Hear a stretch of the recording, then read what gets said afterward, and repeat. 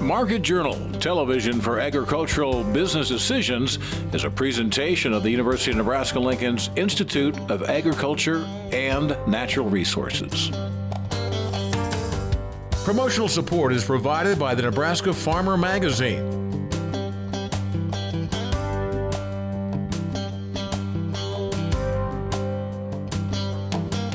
Hello everyone, I'm Bryce Duskett, and thanks for joining us today on Market Journal. We are on location this week at the Triumph of Ag Expo, which is taking place in downtown Omaha. This show offers producers an opportunity to come together one last time before things will get awfully hectic with the spring growing season. We'll have special reports from the expo coming up in the show. As we kick things off today, the Environmental Protection Agency has renewed Enlist product registrations with new control measures. This means Enlist corn as well as Enlist soybean producers in 32 Nebraska counties will have restrictions on the use of two herbicides. Enlist 1 and Enlist Duo have both been issued 7-year registrations by the EPA. Both herbicides that are applied in Enlist soybeans and Enlist corn are generally used for control of glyphosate-resistant mare's tail, Palmer amaranth, and water hemp here in the Cornhusker State. Bearing this in mind, the EPA is requiring the implementation of protective measures as a condition of the product registrations. Nebraska Extension Weed Management Specialist Dr. Amit Jhala filled us in on some of those restrictions being imposed on Enlist products. In other counties, there are some additional restrictions. For example, if rain is anticipated in next 48 hours, then they should not use Enlist 1 or Enlist Duo. Now, they can also not use when soybean is at full flowering stage. So basically, they have to stop applying Enlist 1 or Enlist Duo when soybean is at R1 growth stage, means that is the beginning of the flowering stage. One of the biggest factors behind these new restrictions is the fact that these products could cause harm to several endangered species in Nebraska, many of which reside in the counties that are directly impacted by these changes. This is because to protect the endangered species. So in Nebraska, particularly in those counties, US EPA found there are some endangered species are there.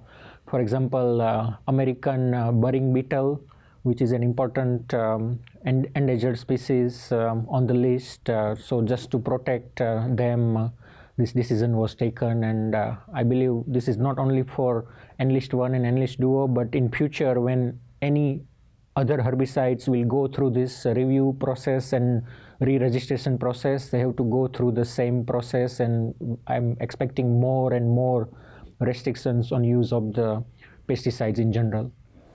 For those who have already purchased Enlist C, they shouldn't push the panic button by any means. Amit tells us there are several other options and management techniques that producers can enlist from their collective weed management tools. There are some other products. For example, we always recommend to start with a good pre-emergence herbicide that should be applied within a few days of planting corn or soybean. So that is our first recommendation. And any pre-emergence herbicide can be applied even in Enlist corn or Enlist soybean, which is labeled. So there is no change on using any of the pre-emergence herbicides. When it comes to post-emergence herbicides, we still have some other options. For example, you can use glyphosate-based herbicide such as Liberty, or even glyphosate-based herbicides you can still use. Amit also tells us if these new restrictions impact your operation, there are a number of alternative pre- and post-emergent herbicides that will do a sufficient job of providing season-long control of water hemp, mare's tail, and glyphosate-resistant Palmer amaranth. If you'd like more information on this topic, we've taken the liberty of posting an article by Amit to the Market Journal website. I mentioned that we're coming to you from the Triumph of Ag Expo here in Omaha. It was here at the show we had the chance to catch up with Darin Newsom of Darin Newsom Analysis.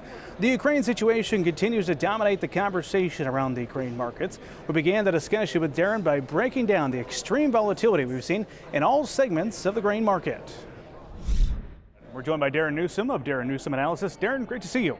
Oh, thanks for having me on again, Bryce. Nice to be back out. Well, let's talk about these markets, and the word volatile obviously comes to mind to describe this. Try to bring some sense of what's going on. All the major markets have been trading in some crazy trends that we've seen, right?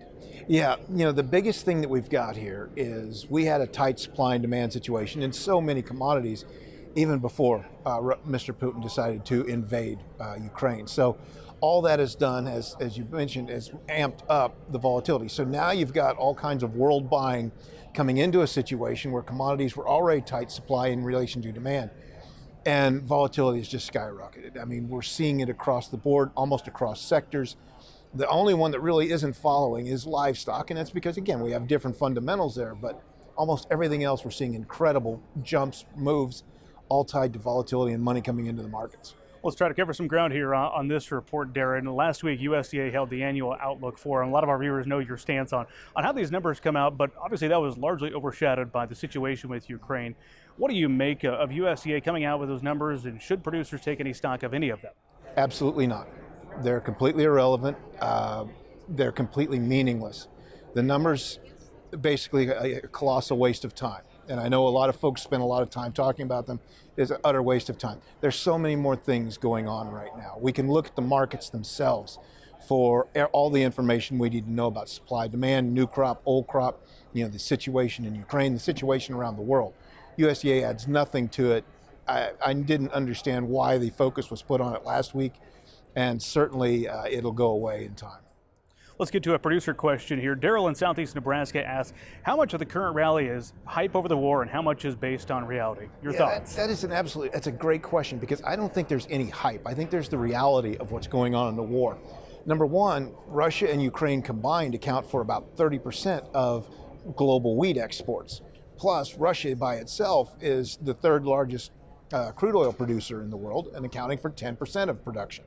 So the fact that we've got those commodities basically being taken out of the equation, it just turns everything upside down. And we were already, as I mentioned, we were already tight supply in relation to demand for both. And I don't usually say that for wheat, but if we look at what the cash markets here in the United States are doing and what the future spreads are showing us, that wheat is in a globally tight situation. Now it's much more so, and crude oil spreads the crude oil forward curves have been inverted for months, and that tells us supplies are very tight in relation to demand. And all this did was make it that much more volatile. You mentioned crude oil. They posted 7-year highs, I believe, at this point at 110 early on Wednesday. Where do you see that market going? Have to assume up? It almost has to go up. Again, the forward curves are inverted, but one of the things that's kind of gone unmentioned is President Biden on last Thursday, so a week ago Thursday, when he was announcing some of the initial rounds of sanctions, said something to the effect of countries that back this aggressive move will be stained by association. And we saw China's immediate reaction to that on that Friday. But what we've seen since then is energy companies, Western energy companies, backing away from Russia. So what's actually happened here is in the crude oil market, without putting sanctions on Russia, on its oil and gas, that would have driven the market to $150, $200 per barrel at least, we've got sanctions, de facto sanctions put on that is slowly raising prices. So I think it bought the U.S. and the world some time. But given the situation, given the tight supply and demand, I think it's going to continue to go higher.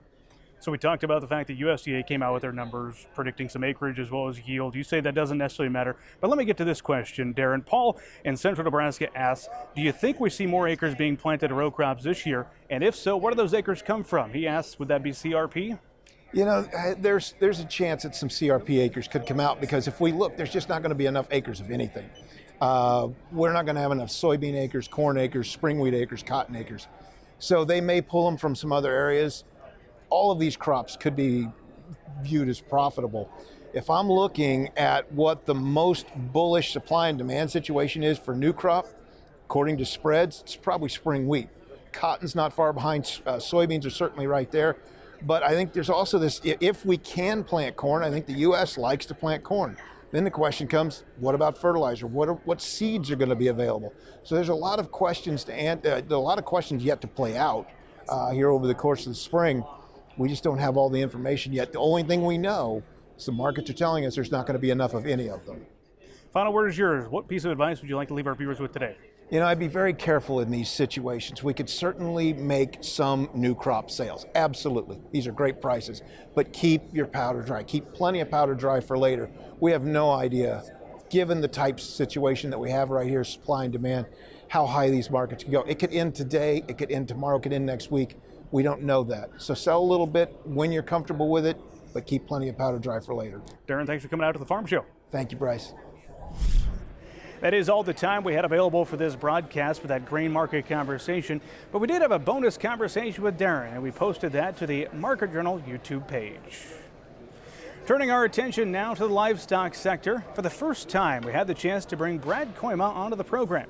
Brad is part of Kooima Varilek out of Sioux Center, Iowa. We discussed the short-term and the long-term factors that are impacting the cattle trade, but began the conversation by having him introduce himself. Well, thanks for having me on, Bryce. I'd be glad to. Brad Kooima.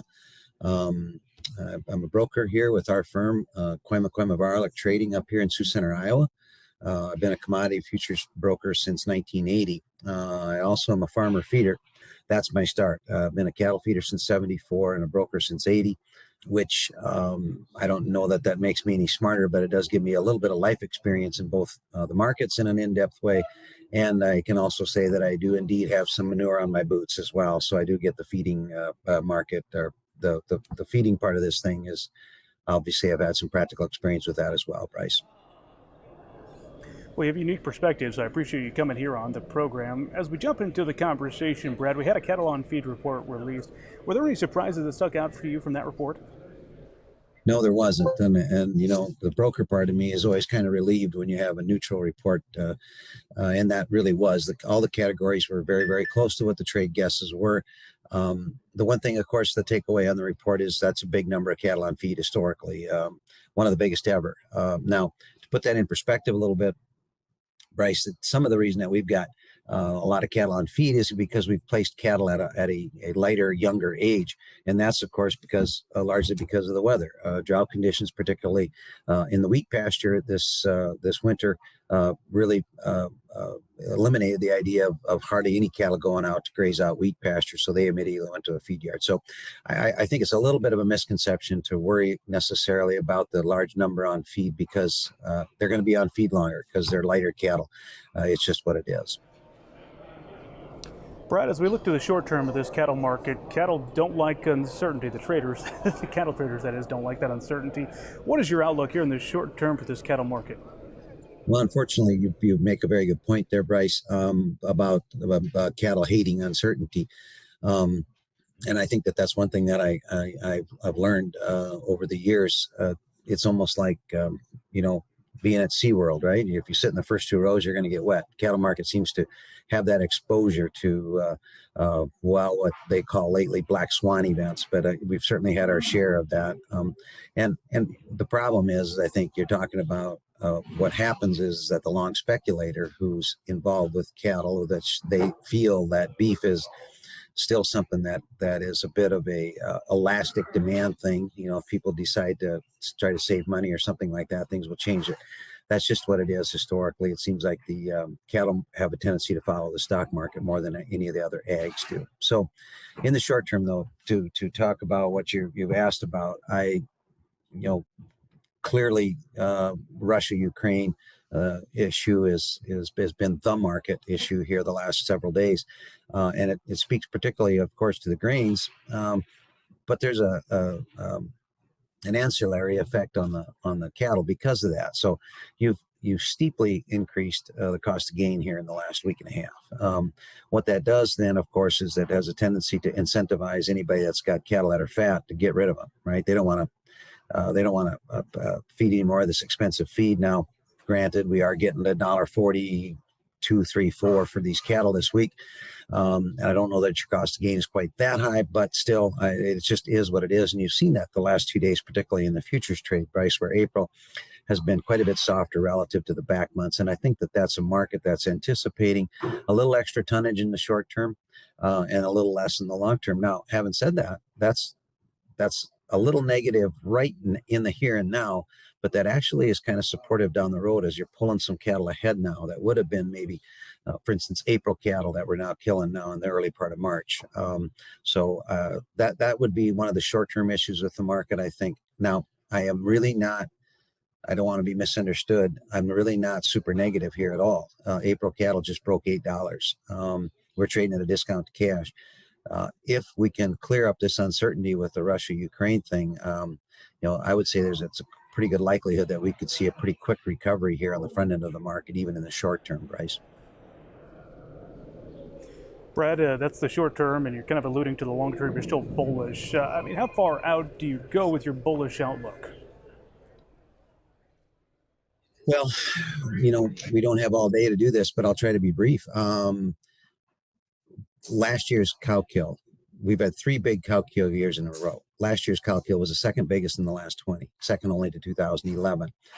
Of course, in 11 and 12, we had back-to-back droughts, and we really liquidated the cow herd. That's after, of course, we had September 11, had mad cow disease, similar to what we've got now, right? Where we had the Holcomb fire, we had COVID, and now we've had drought liquidation. So, but just a little reminder, it took until 2014 for us to really, the dog to run to the end of his chain, right? For that leash to get tight in the market to finally do what we wanted all to do. So I feel like sometime in the next year and a half, year and 3 quarters, assuming it rains, let's hope these guys with the cow-calf pastures that they get rain this spring. If they have the ability to hold back those females and turn those heifer calves into cows instead of us having to feed them again, I can see a year from now, if we do this again, we could be talking about some really fun levels to be at.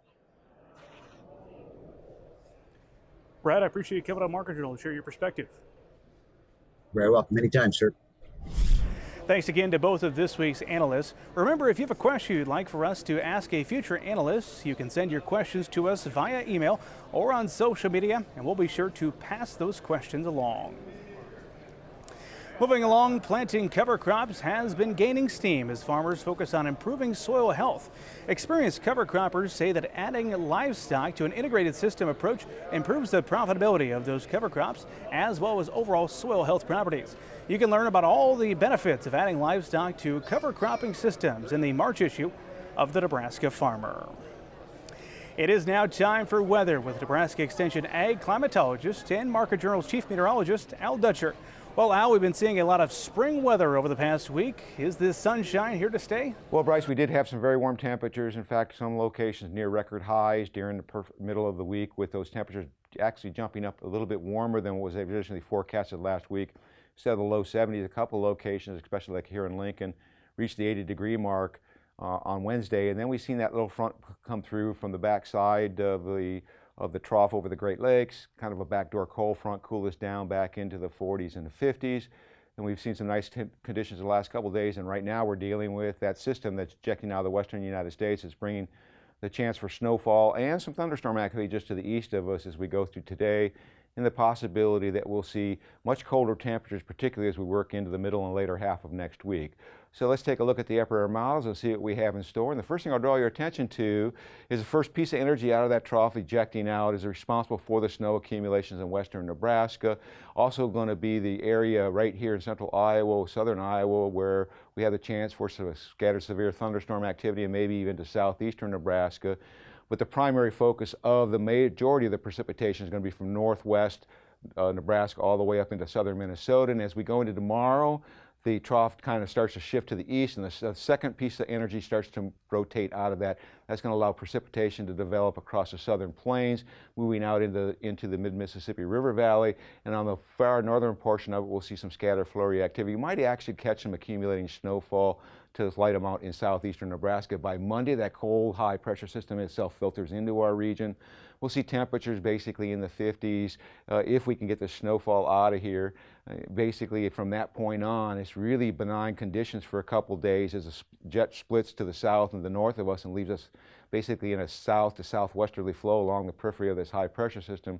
So our temperatures should get back up into the mid to upper 40s, low 50s across the southern part of the state as the primary precipitation shifts off to our east. Now on Wednesday, we start to see a broadening of the trough and some of that air starting to sink toward the south. Low pressure at the surface starts to form in Wyoming and also in North Dakota. Cold air behind it will start to shift toward the south. We're probably going to start to see our temperatures going downhill as we go into Thursday, with this trough really intensifying and pulling the cold air toward the south. Looking like highs will probably drop into the 30s and 40s. Low pressure sets up in northeastern portions of Oklahoma. That's going to allow some scattered flurry and light snow accumulations to materialize across the state. And then that starts to shift toward the east, but we're going to be in the very cold air coming behind it. We may not see highs that break the freezing mark as we get into the end of next week with that cold high pressure in place, still keeping some flurry activity. And right now the accumulating snowfall looks like it's just going to be to the east-southeast of us, but if it's a little bit slower, we may see this progress a little bit more towards southeast and east central portions of the state. If we look farther out into the future, and this takes us from next Thursday to the following Tuesday, that cold air still remains in place. So we had our warmth. Now we're going to pay for it here in the month of March with temperatures cooling down significantly. And also in terms of precipitation, another system takes aim at us around the 11th to 12th, starts to move into the central Rockies and then pushes out in the plains. That's going to bring another reinforcing shot of cold air. So we're starting to see a more aggressive storm pattern developing. Hopefully this will result in some significant moisture, and definitely we need it. We've been dry in the entire winter. Finally today, there's a new face in Nebraska Extension that you might yet not be familiar with. Back in December, Dr. Charlie Stoltenow was named the Dean and Director of Nebraska Extension. We recently had the opportunity to catch up with Dr. Charlie to learn how he got his position and what he plans to do now that he's here. Today we're talking with the new Dean and Director of Nebraska Extension. His name, Dr. Charlie Stoltenow.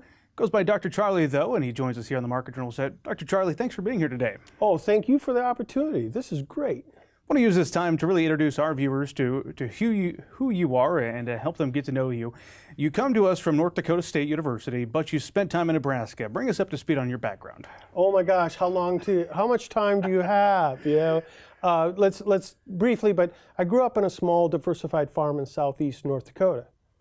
Did everything, cultivating sugar beets, feeding cattle, the whole gamut.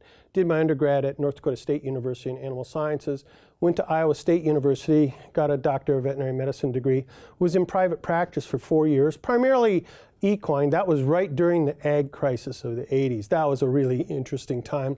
And then I got picked up by the USDA as a federal veterinarian, spent time in Indiana.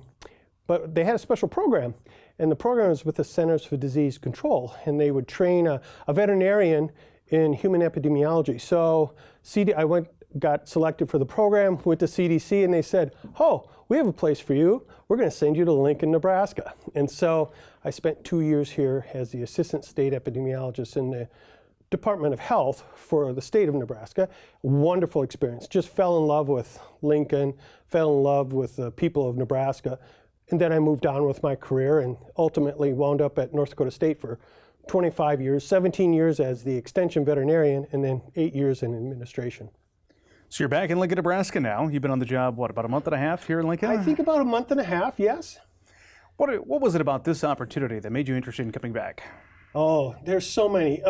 First and foremost, the people of Nebraska. In my position up at North Dakota State, I worked with a lot of UNL, some of your best, and really got to know them well. I really appreciated them and always looked very, very highly at Nebraska Extension, right? I just really liked them. And then a few years ago, I was in more of a leadership position, and some of your educators who I worked with were like, Charlie, if ever opportunity came, would you consider coming down and working for UNL? And I said, well, sure.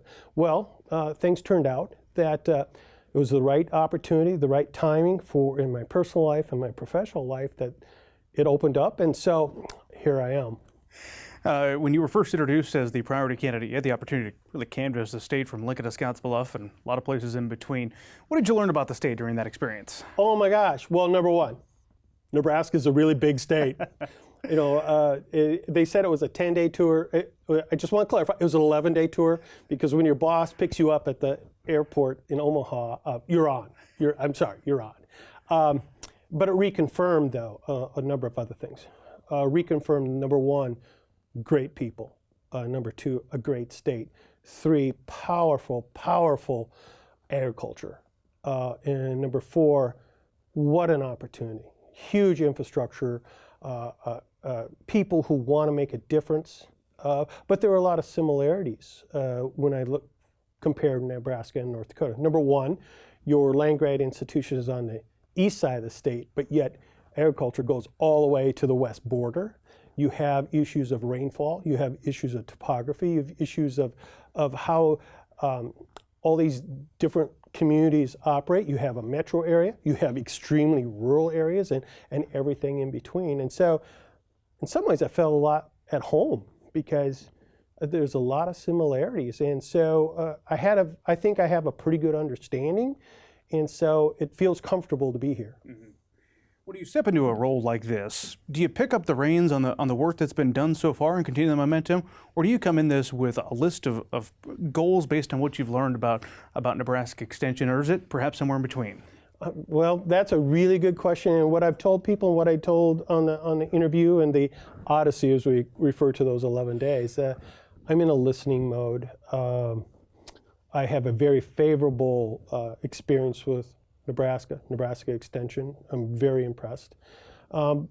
You always have some ideas what you think it is, but before you act on those or even verbalize them, you need to listen. You need to study. You need to really look into what's truly going on, to ground truth maybe some of the things you were thinking and realize that, oh, that's not quite the way it really is working, or there are new areas I hadn't even considered. So right now I'm in a listening phase and looking for input from across the state, our usual stakeholders, but also the other new stakeholders or others that maybe have not necessarily voiced themselves, that this is what we see, this is what we need, this would be great if we could have this in Nebraska, and how do we move a great institution even farther to excellence?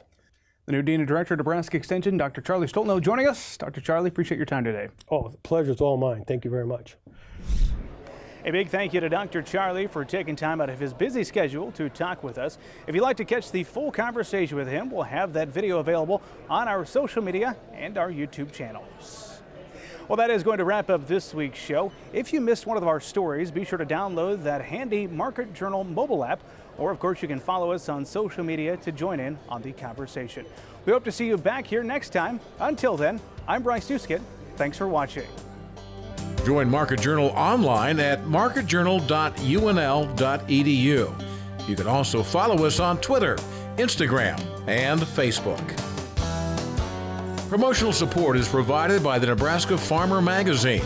Market Journal is produced by the University of Nebraska-Lincoln's Institute of Agriculture and Natural Resources.